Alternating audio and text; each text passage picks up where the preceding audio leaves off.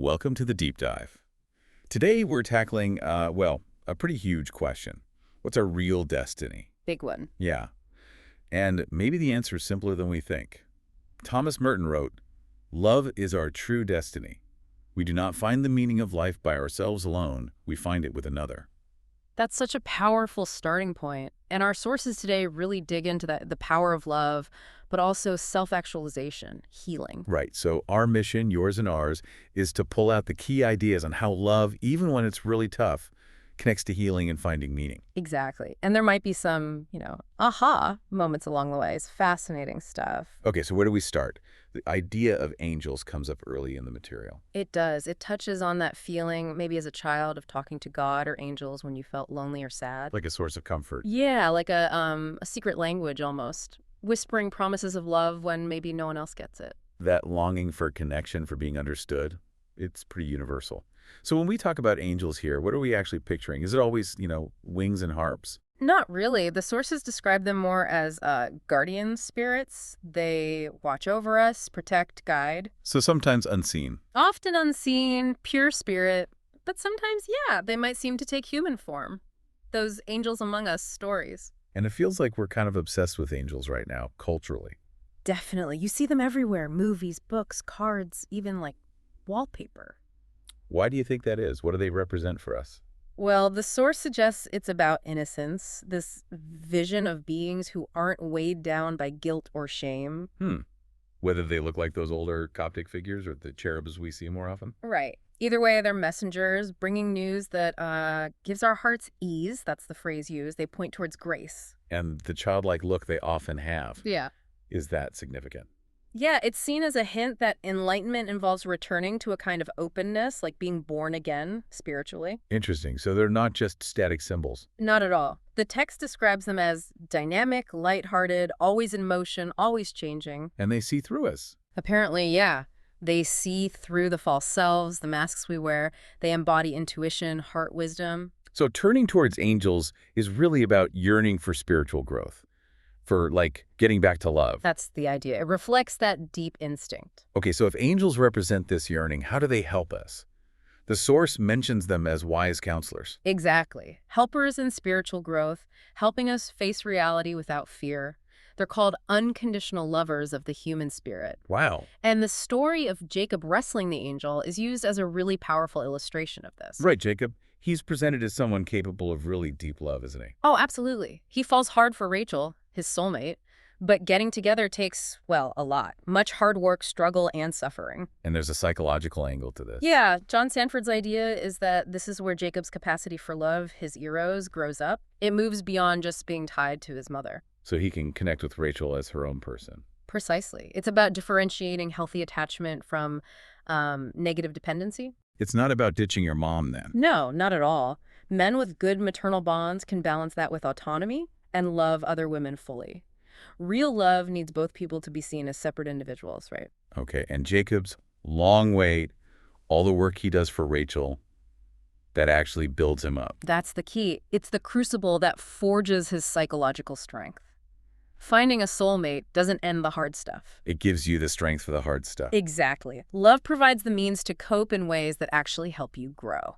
Which he definitely needed for what came next, the journey home. Right. He's told by a divine voice to go back home, but he's terrified because of the history with his brother, Esau. He ran away before, didn't he? He did. So going back means facing that past, facing his brother. It's the only way to find any real peace. So he's scared, needs comfort. What does he do? Where does this famous wrestling match happen? He goes off alone by a stream at night, praying, meditating, seeking solace. The vulnerable moment. Extremely. And that's when this being appears, and they wrestle all night. He doesn't even know who it is at first. But it's an angel.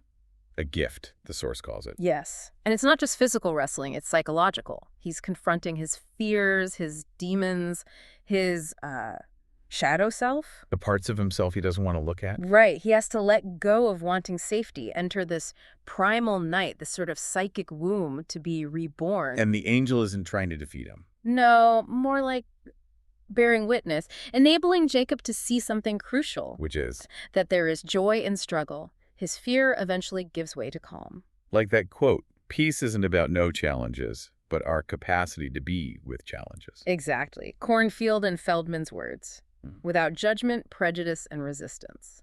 Okay, so morning comes, the struggle ends. Mhm. But Jacob doesn't just let go. No, he holds on. He demands a blessing. And he gets one. And this is the really surprising part. The blessing is a wound. Yes. He walks away with a limp. Wow. That just goes against everything we think, doesn't it? A wound is a blessing. It's radical.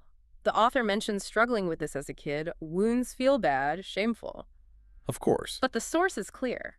Woundedness isn't shameful. It's actually necessary for spiritual growth and awakening. That flips the script entirely. It also makes you think about shame itself. Right. Kaufman and Raphael call shame the most disturbing emotion. It cuts us off from ourselves, from others, makes us feel unworthy of love. And our culture doesn't always help. Alice Miller's point about making light of suffering. Yeah, that pressure to just get over it, especially childhood stuff, it sort of mocks people who talk about being wounded, shames them into silence. So what's the way forward? How do we heal? The source argues for courage, speaking our shame, our pain. Not to blame necessarily, but to insist on accountability from ourselves and others. So Jacob's healing isn't about pretending the wound isn't there or that he wasn't hurt. No, it's because he embraces it as a blessing. He takes responsibility for his part, his choices that led him there. He accepts his vulnerability. Yes. And like Cornfield and Feldman say, turning towards those specific shadows with openness, that's how we stop resisting and start healing. It gives us the guts to face conflict instead of hiding. Taking this wider now.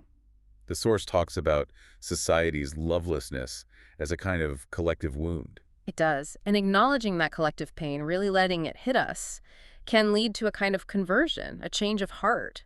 It makes us ready, maybe, for the love that's promised. Which brings us back to the angels. Right. They're the guides, bringing knowledge for this path to love and well-being, instructing, protecting, sometimes in human form, sometimes as spirit. Now, Alice Miller's concept of the enlightened witness, that fits here too. Perfectly. That one person in a tough situation, maybe a dysfunctional family who offers hope, love, guidance to a child who's hurting, they step into that gap. A lifeline. And we can probably all think of people like that in our own lives or in stories we know. Absolutely. The source gives examples like Hillary Clinton recalling people who helped her mother, outsiders who made a huge difference. And the author's own experience. Finding angels in books, actually. Authors like O'Fallon, Rilke. His letters to a young poet was like a raft during a really dark time. Wow. Books as angels. And also people. A chaplain, Father B., who provided comfort at a retreat when things felt desperate. These are the earthly angels, the human face of that divine presence. There's still a mystery to it all, though, isn't there?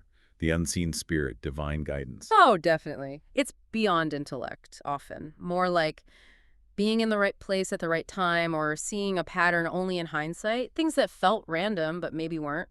Like Jacob wrestling alone, the author also talks about her own solitary grappling. Yeah, from a young age, just talking to divine spirit about love, disciplined spiritual practice, she calls it, of opening the heart. And that made her unafraid to, as she puts it, talk with angels face to face.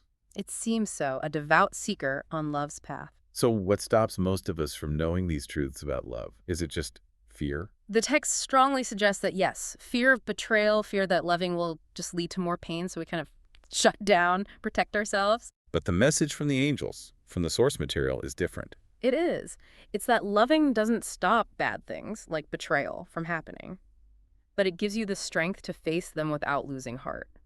It renews you, lets you love again. So choosing love over lovelessness, listening to those voices of hope, that's the path. That's how we enter an earthly paradise, according to the source. Paradise isn't some far-off place, then. It's our home and love.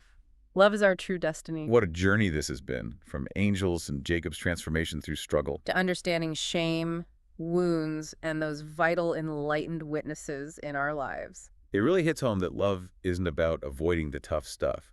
It's how we heal through it, how we grow. Yeah, it's the means, not the escape. So the final thought for you, listening.